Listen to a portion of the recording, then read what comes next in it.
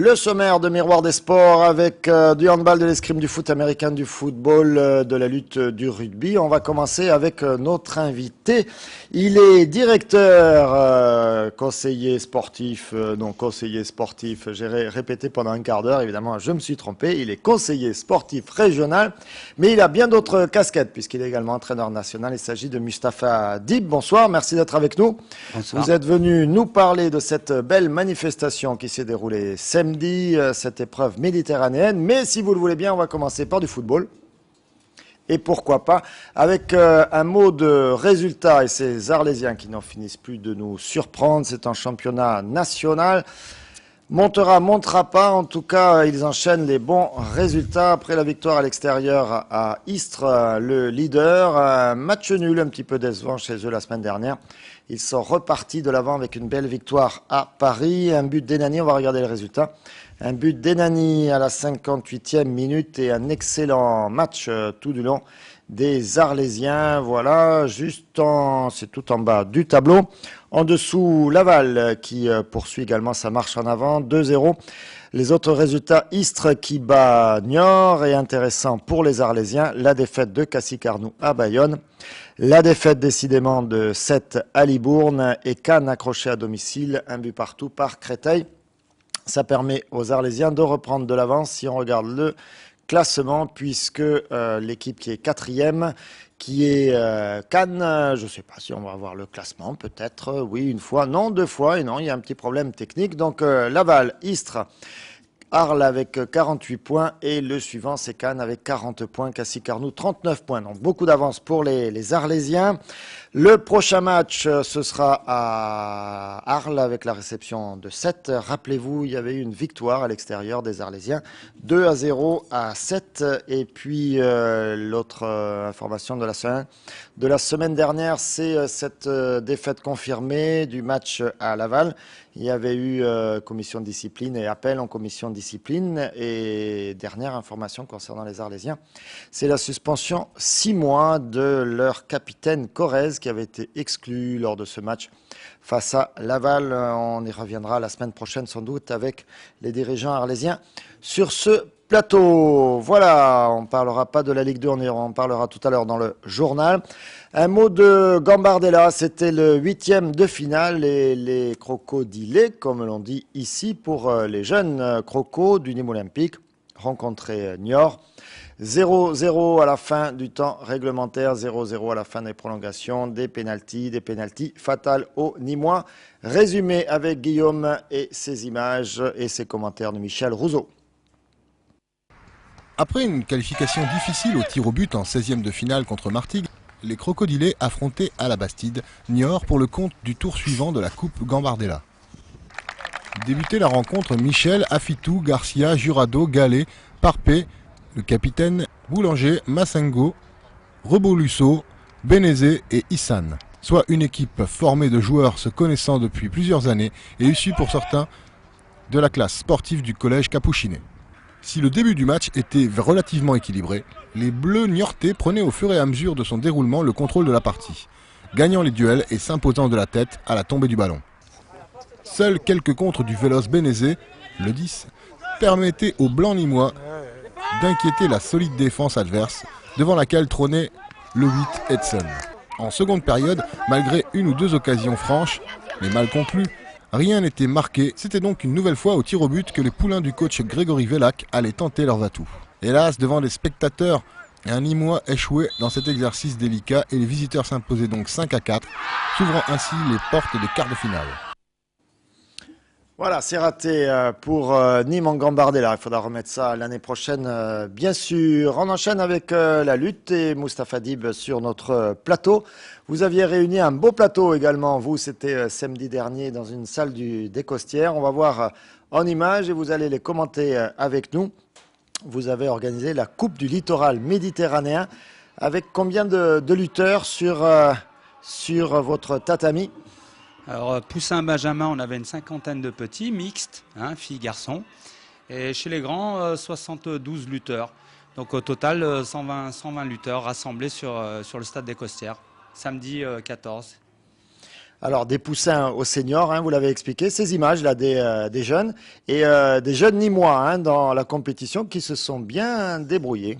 Effectivement, les petits, donc, on a un intérêt particulier pour ce public puisqu'on travaille sur du long terme et on est surtout orienté sur la lutte loisir pour ce public-là. Hein. On ne cherche pas la compétition, mais effectivement, vous avez des jeunes qui recherchent quand même la compétition. Donc on a des rencontres Quand on est gamin, on veut gagner quand même. Hein. complètement. Donc là, vous avez été plutôt satisfait hein, de vos lutteurs qui, pour certains, c'était la première compétition. Exactement. Alors, entre autres, pour certains qui ont un niveau en minime, ont pu gagner des meilleurs lutteurs qui sont classés au championnat de France, entre autres champion de France, vice-champion de France. Et j'ai un jeune, par exemple, qui bat tous ces lutteurs en étant, évidemment, en n'ayant pas la possibilité de participer aux France. D'accord, puisqu'il vient de démarrer, hein, c'est Voilà. sa première année. D'autres résultats de Nîmois? Effectivement, les petits ont fait premier par équipe.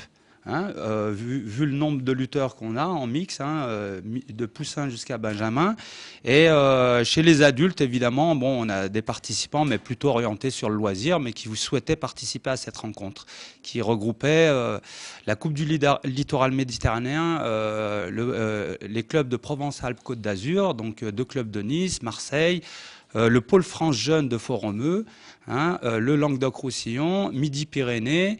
Et nous souhaitons, avec le club de Nîmes, pour la saison prochaine, inviter les clubs Rhône-Alpes, Auvergne, pour avoir une grande rencontre sportive sur Nîmes, qui est très bien placée géographiquement. Avec une particularité actuellement, c'est l'arrivée de lutteurs des pays de l'Est. Complètement. Alors, on est dans cette situation où il y a beaucoup de jeunes lutteurs tchétchènes qui arrivent au club puisque la lutte est un sport national chez eux. Et on parlera de mixité et de cohésion sociale puisqu'on les accueille au club. Et ils nous permettent de faire progresser nos athlètes et en même temps, bon, c'est un licencié comme un autre. Donc, avec un objectif beaucoup plus orienté sur la compétition. Objectif compétition, mais également objectif formation, vous le disiez, puisque se confronter comme ça à des lutteurs qui connaissent le haut niveau, ça permet de faire progresser tout le monde. Exactement. Pour nos athlètes ici, et entre autres, le pôle France, l'entraîneur responsable du pôle France souhaite régulièrement travailler avec les clubs, entre autres de Nîmes et de Nice et compagnie, pour avoir une bonne compétition sur Nîmes, pour leur permettre de s'affronter et d'acquérir de l'expérience. Un prochain événement ? Oui, prochain événement. Alors on travaille sur un gros projet de développement, entre autres la formation des dirigeants bénévoles. La compétition, donc au mois de fin mai, début juin, on a 2 opérations de beach wrestling. Alors c'est de la lutte de plage qui nous permettent surtout dans C'est-à-dire qu'on se roule dans le sable? Non, du tout. C'est un petit peu à la mode ici. Ça fait mal après, hein, si on... Non, du tout. On a possibilité d'ouvrir notre discipline en termes de communication, en termes d'inviter d'autres disciplines sportives qui se rapprochent de la lutte. Hein, vous avez le rugby plage, d'autres activités qui se pratiquent sur la plage, et nous souhaitons pratiquer et organiser des compétitions sur la plage pour permettre au public de découvrir cette activité. Et on a pris le rendez-vous. Je voulais juste, entre autres, au nom du club de Nîmes et de son président, remercier un petit peu les partenaires, donc la ville de Nîmes, le conseil général, qui nous soutiennent et qui, pour la saison prochaine, pourquoi pas organiser des événements comme les championnats de France ou autres. Pourquoi pas, on est ambitieux et on a raison. À la lutte nîmoise. Merci d'être venu sur ce plateau. Restez avec nous. C'est pas de la lutte, mais les contacts, ils sont très physiques. C'est le handball, bien sûr. À la salle du Parnasse, c'était vendredi soir. S'y déroulait le match aller des quarts de finale de la Challenge Cup. Le HBCN recevait Dijon, bien sûr, 2 équipes françaises, mais c'est le tirage au sort qui voulait ça. Il fallait, pour les Nîmoises, gagner et prendre le maximum d'avance avant le match retour. On écoute le résumé de Philippe Reg. Le vendredi 13 mars 2009, au Parnasse, en Challenge Cup, le match aller des quarts de finale oppose le Handball Cercle Nîmes à Dijon. Un duel franco-français pour ce rendez-vous européen qui permet au 3e de l'élite féminine de handball de recevoir le 5e. Une rencontre menée de bout en bout par les Nîmoises qui savent dès les 30 premières minutes se constituer une avance rassurante sur le score de 16-11 malgré la rugosité de la défense dijonnaise. La seconde période voit des Bourguignonnes plus agressives qui parviennent à plusieurs reprises à se rapprocher des Gardoises dont ni les marques personnelles ni la défense étagée de son adversaire ne semblent pouvoir freiner la marche en avant. Le score final de 27-21 est le fruit d'un travail du collectif nîmois qui surmonte courageusement les absences inhérentes aux blessures de Madalina Simulé et de Julie Goyorani.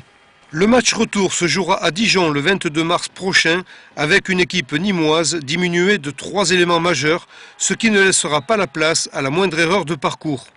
Au résultat, une victoire cher payée. C'est vrai, 6 buts en Coupe d'Europe, c'est beau pour la première manche. Par contre, je sais que la deuxième manche, elle sera très difficile. Vu le contexte, le fait qu'on a gagné ce soir, c'est très bien, mais par contre, le fait qu'on a perdu les 2 joueurs, j'espère bien qu'elle va en revenir le plus vite sur le parquet, là, le savoir au fur et à mesure. C'est notre médecin Michel Collomb qui va nous donner le feu vert. Après, c'est vrai, tout à refaire la semaine prochaine. La victoire, elle est belle, mais avec un petit bémol quand même.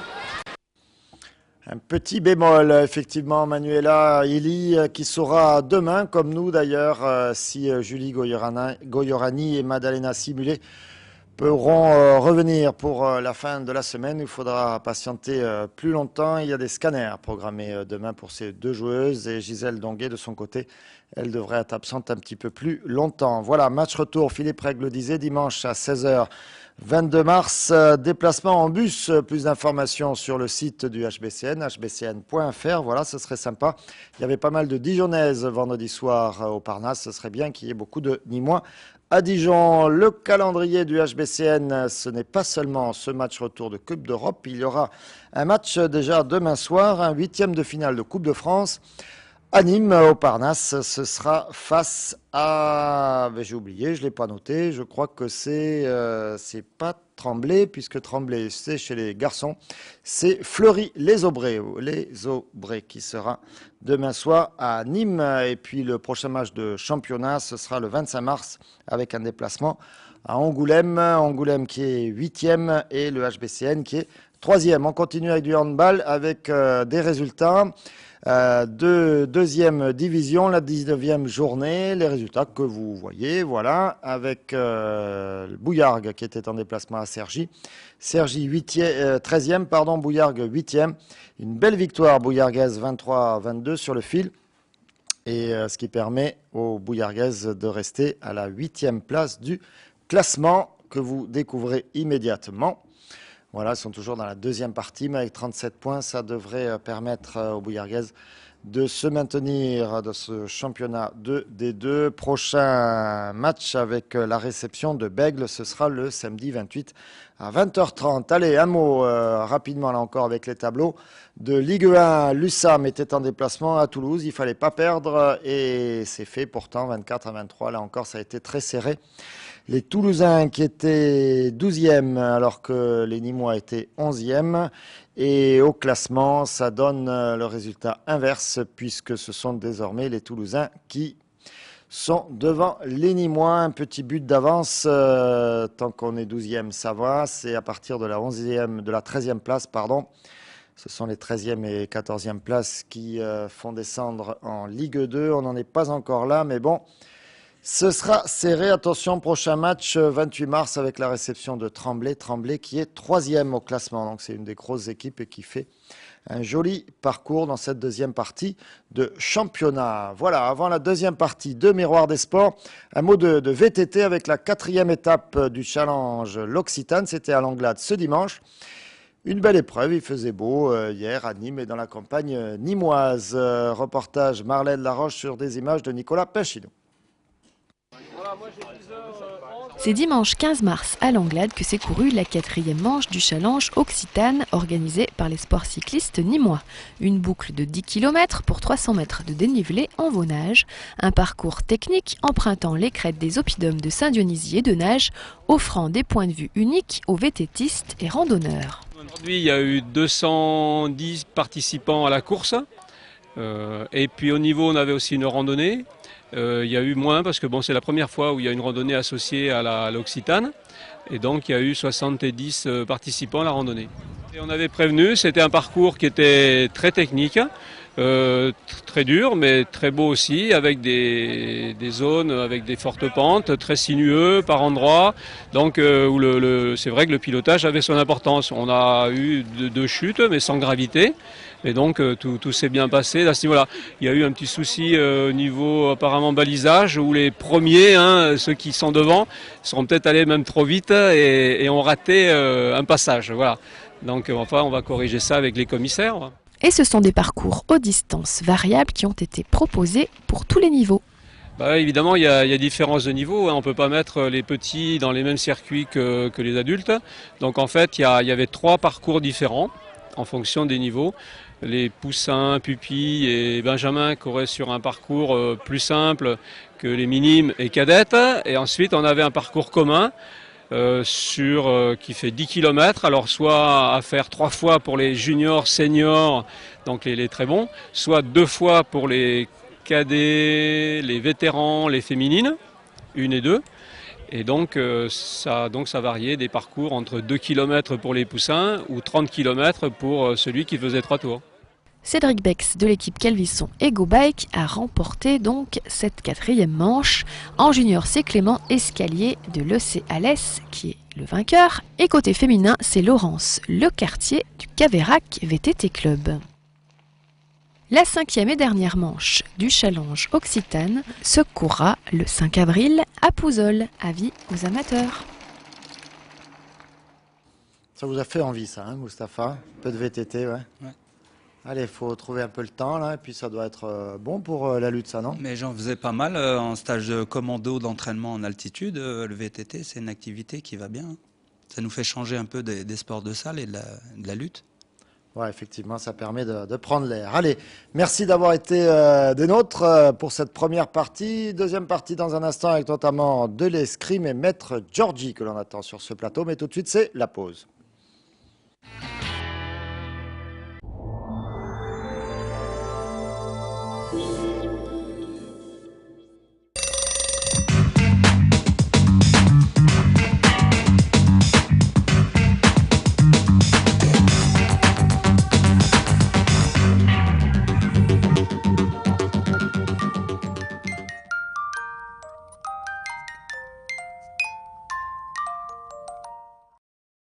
Chauffage et énergie renouvelable, Languedoc Géothermie, leader sur le marché, répond à toutes vos questions. Technologie, crédit d'impôt, études personnalisées. Nos spécialistes sont à votre disposition pour vous apporter les solutions du chauffage économique et environnemental. Languedoc Géothermie, concessionnaire exclusif Sofat 04 67 29 55 11. Ce système me permet de faire de très grosses économies d'énergie. À l'année, je paye 200 € d'électricité pour un chauffage qui chauffe très bien toute l'année.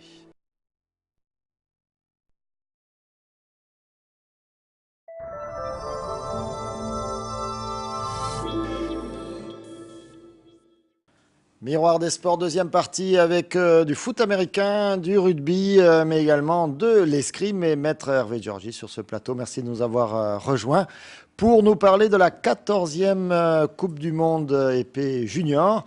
14e, ça veut dire que c'est la 14e fois qu'une étape se déroule à Nîmes pour une compétition, une coupe qui est sur plusieurs étapes. Hein. C'est pas c'est d'un championnat, mais ça dépend, vous savez, des sports. Il y a des sports où ce sont les coupes qui sont sur une seule épreuve, et puis des fois, c'est l'inverse. Voilà, merci la réalisation. Donc, c'est juste pour nous embrouiller. C'est comme au ski, hein. Je crois qu'au ski, ce qui est le championnat s'appelle la coupe, et ce qui se déroule sur une seule journée, c'est le championnat, il faut suivre. Donc, ici, on est bien d'accord. C'est ça. L'épreuve nîmoise avec des jeunes épéistes. Et j'ai noté une information essentielle, c'est que Maître Giorgi, comme on dit sur ce plateau, a été le premier vainqueur de l'épreuve nîmoise. C'était il y a 14 ans. 1995, oui. 1995, voilà. Comment vous les trouvez, les petits jeunes? De plus en plus forts. Oui. Oui. C'est vraiment, alors notamment pour les Français, on a une génération de jeunes là qui vraiment ce sont de grands espoirs et à tous les coups on les retrouvera dans les années futures en haut de l'affiche. Qu'est-ce qui change? C'est le niveau d'exigence des professeurs, toujours plus d'entraînement, toujours plus jeunes? Alors, pas sûr. Il y a une grande évolution, comme dans tous les sports. Le physique l'a emporté, quoi. Et on se retrouve face à des athlètes. Avant d'être des escrimeurs, ce sont en priorité des athlètes. Et après, ben, la spécificité de l'activité fait qu'on retrouve ces qualités ressurgir très tôt par rapport à quelques décennies en arrière où il fallait arriver à une certaine maturité technique pour pouvoir réussir à avoir de bons résultats. Et on pouvait compenser à l'époque par un peu la technique, enfin le physique par la technique, c'est moins facile aujourd'hui? Ah, ouais. Là, si physiquement on est en dessous, on peut plus arriver à être à haut niveau, quoi. Alors, des images de cette belle manifestation, c'était ce dimanche au Parnasse à Nîmes. Vous allez les commenter avec nous. C'est toujours très compliqué pour des Béotiens comme nous autres, mais en même temps très, très spectaculaire. Là, c'est la finale? C'est tout à fait, c'est la finale. Donc, sur votre gauche, vous avez l'Italien Luca Ferraris donc, qui va être le vainqueur. Sur votre droite, Alex Fava, un Français, ancien Montpellierin, qui a intégré le pôle France. Alors, l'épée, donc puisque c'est l'arme épée, on peut toucher de la tête aux pieds. Toute la surface est valable et c'est l'arme de duel par excellence. Donc c'est la plus simple à comprendre. C'est-à-dire que quand on touche, ça s'allume. Et tout compte, que ce soit la pointe ou le fil de l'épée? Non, c'est une arme d'estoc, donc il ne faut toucher qu'avec la pointe. Qu'avec la pointe, d'accord. Ouais. Voilà, donc on peut toucher effectivement toutes les parties. Toutes les parties, donc on peut voir la qualité de l'Italien. Il y a une qualité de jambes et une explosivité assez impressionnante. Il va être longtemps chahuté par Alex Fava, qui va revenir à 13 égalités, donc on va en 15 touches, et qui malheureusement a tenté un coup de poker à 13 égalités. Voilà, c'est celui-là. Ça n'a pas été payant, dommage. Et puis après, l'Italien a fait parler, puisque c'est le numéro 1 mondial, a fait parler son expérience et son autorité. Il s'appelle Luca Ferraris. Tout à fait. Voilà, il gagne sur cette touche. Voilà, 15 à 13. Alors, vous le disiez, pas de Nîmois présents à cette épreuve-là, mais beaucoup de Français, simplement aussi puisque c'était l'épreuve française de cette Coupe du Monde. Tout à fait. Alors, en qualité de pays organisateur, on se voit attribuer, la France se voit attribuer un quota un peu plus important d'engagés. Donc, ce qui fait que lors de cette Coupe du Monde, on avait 20 Français sur le plateau. 20 Français, mais des Français, vous le disiez aussi, de très très haut niveau, puisque sur les 20, on en retrouve 3 sur le podium. Tout à fait. Pas à la première place. Pas à la première place, c'est dommage, mais les 3 suivantes, c'est pour les Français. Tout à fait, ouais, tout à fait. Alors, Alex Fava, Florian Heimaninger et Olivier Stotz, ce sont des escrimeurs qui doivent nous venir de l'Est, mais de l'Est de la France, oui. et donc qui promettent pour les années à venir, avec un sport que l'on sait être pourvoyeur de médailles notamment, mais qu'il est bon de médiatiser en dehors de ces périodes de Jeux Olympiques. Oui, mais merci de le faire. Alors, nous, c'était pas difficile, c'était pas loin, et ça nous fait plaisir, et on sait que votre société est particulièrement brillante et active. D'autres rendez-vous pour vous, plus régionaux peut-être? Plus régionaux, on va aborder les dernières qualifications pour les championnats de France. Notamment le week-end prochain sur Nîmes, au Stade des Costières. On va organiser et accueillir ce qu'on appelle donc le zone équipe senior, qualificatif pour le championnat de France senior, où le club engagera 2 équipes pour essayer de glaner les places qualificatives au championnat de France. Pour ces championnats de France. Voilà, écoutez, on essaiera d'y faire un tour. Belle manifestation à refaire, c'est déjà programmé, c'est inscrit dans le calendrier. Alors, Nîmes, tout à 2009. fait. Donc, comme vous avez précisé, cette année, on n'aura pas eu la chance d'avoir de Nîmois et de Gardois à cette 14e édition. La 15e édition est déjà programmée, donc pour le 17 janvier 2010. Donc rendez-vous est pris. C'est précis, on anticipe bien, vous anticipez mieux que nous. Bravo.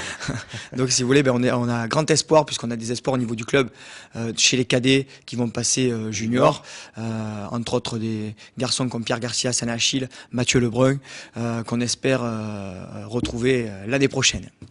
Eh bien, c'est tout ce qu'on vous souhaite. Voilà, on viendra vous voir avant quand même, janvier 2010. On va s'y efforcer. Et peut-être dès la semaine prochaine, dès ce week-end, pour ces qualifications pour les nationaux. Restez avec nous, on va parler rugby avec un rendez-vous important ce dimanche. Un match en retard, c'était la 14e journée. Le RCNG recevait Monteux, un match qui avait été décalé pour des problèmes de météo et de terrain gorgé d'eau il y a quelques semaines. Rappelez-vous, là il fait beau, on a tout oublié, mais il n'y a pas si longtemps, il faisait pas terrible chez nous.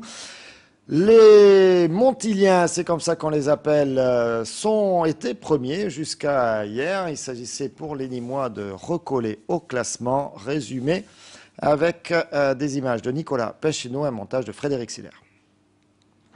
C'est bien le leadership de la poule qui était en jeu ce dimanche à Kaufmann pour le RCNG deuxième qui recevait Monteux premier.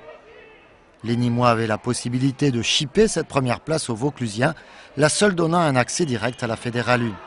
C'est pourtant Monteux qui ouvre le score dès la 12e minute sur une pénalité de leur buteur à Rennes. Les Nîmois répliqués par Capel 3 minutes plus tard, mais Monteux sur une belle action de la longueur du terrain marquait le premier essai de l'après-midi.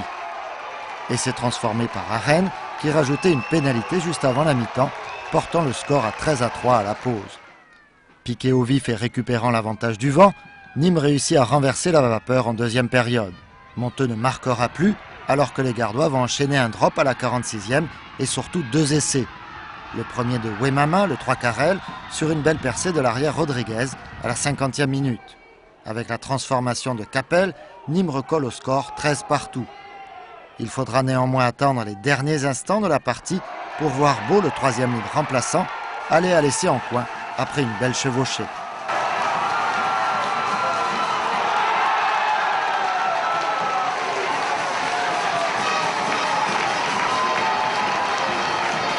À 18-13, à la fin du temps réglementaire, l'écart était encore réduit, surtout avec les 8 longues minutes d'arrêt de jeu que les Verts passeront à défendre héroïquement leur ligne. Monteux ne marquera pas et la victoire 18-13 pour une défaite 18-14 à l'aller offre à Nîmes un avantage au goal average particulier qui équivaut largement à un bonus. Aujourd'hui, on était meilleur un peu qu'eux, malgré tout, et c'est une grande satisfaction parce que ça relance le championnat. Maintenant, je pensais que ça allait être quand même moins dur, mais bon, seule la victoire est importante. On a joué contre le vent, on n'a pas très bien géré ces 40 premières minutes. La seconde période a été à notre avantage et je pense que c'est quand même malgré tout largement mérité. Je crois que c'est la victoire de tout un groupe, on s'est filé toute la semaine, on s'est beaucoup entraîné, et voilà, on est content quoi. On est content. Content de faire ça justement, devant les premiers là. Ouais, super content. Ouais. Voilà, on est content du côté du RCNG. On a bien raison. Résultat, classement, tout de suite. Résultat, il y avait d'autres matchs en retard ce week-end avec donc des victoires assez attendues, notamment de Saint-Raphaël, également de Montélimar et de Grasse. Et ce score serré de Nîmes face à Monteux, mais tellement important puisqu'il y a un point d'écart supplémentaire par rapport au match aller où Monteux l'avait emporté 18-14. On regarde ce que ça donne au classement avec Nîmes donc, et Monteux au même nombre de points. Mais avantage particulier pour les Nîmois. Grasse, Châteauneuf, Saint-Raphaël pour la suite. On reste sur le classement pour vous annoncer les prochaines rencontres. Ce sera le 22 mars, donc dès le week-end prochain. Le RCNG recevra Sorgues. Sorgues, vous les voyez, sont en fin de classement. Ils sont en 12e. Monteux ira à Cannes, qui est également mal classé. Il reste au total 5 matchs dans cette poule 4. Donc, il s'agit pour les Nîmois maintenant d'enchaîner le maximum de victoires pour garder cette première place, synonyme, je le répète, de montée directe en Fédérale 1. Une Fédérale 1 que les Nîmois avaient quittée l'année dernière, rappelez-vous, sur décision administrative de la Fédération. C'était pas du tout un problème sportif puisque les Nîmois étaient allés même jusqu'aux phases finales, pouvant espérer une montée en Pro D2. Et puis après, il y avait eu quelques décisions administratives qui nous ont ramené un étage plus bas. Voilà, on continue avec d'autres résultats. On est en National 3 de basket féminin. Et les Nîmoises qui ont perdu leur S qui ont gardé leur chapeau sur le I mais qui ont perdu le S. Pourquoi pas?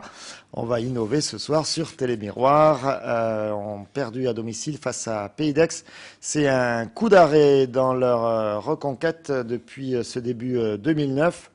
Elles vont récupérer leur S dans pas longtemps. Voilà pour le classement, puisqu'elles sont 9e dans leur totale intégrité. Mais 9e, c'est insuffisant. Il faut être 8e pour rester dans ce classement de National 3. C'est tout ce qu'on leur souhaite. Il reste 3 matchs. Voilà, attention, les Nîmoises. On enchaîne avec du foot américain et un excellent résultat pour les Centurions. Les Centurions qui recevaient samedi soir à Kaufmann les Bordelais de Pessac, les Kangourous, pour être tout à fait précis. Centurions contre Kangourous. Ça a sauté dans tous les sens avec beaucoup de points d'un côté, beaucoup moins de l'autre. Résumé, Nicolas Pachino et Yom. Sunday evening on Nicholas Kaufman Stadium. Pardon, excusez-moi, on aurait pu se croire au Super Bowl, mais nous étions bien au stade Nicolas Kaufman et les Centurions nîmois recevaient les Kangourous de Pessac. Dans un match de football américain, il y a un ballon ovale. Et dans une ovalie comme dans l'autre, ce qui pêche souvent, c'est l'indiscipline. Et d'indiscipline, il en était question en cette première mi-temps. Beaucoup de fautes, un jeu haché. Et tout ça s'est terminé par une première mi-temps sur un score un peu pitoyable de 0-0. La deuxième mi-temps sonna le réveil de l'attaque nîmoise.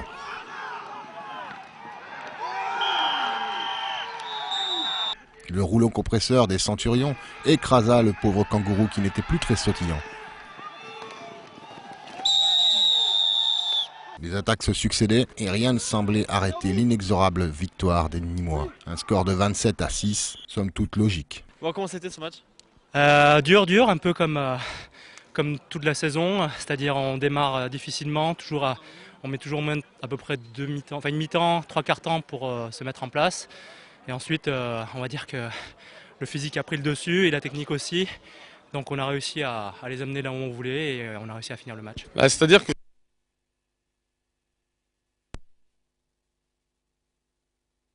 notre jeu, on fait des erreurs et en fait tout se passe sur le physique, c'est-à-dire sur la fin du match on arrive à dominer physiquement et là en fait tout notre système offensif et défensif fonctionne correctement. Surtout que dans le même temps, on apprenait que Grenoble était allé perdre 17-14 à Montpellier, ce qui permettait ainsi aux Centurions nîmois de reprendre la tête du classement.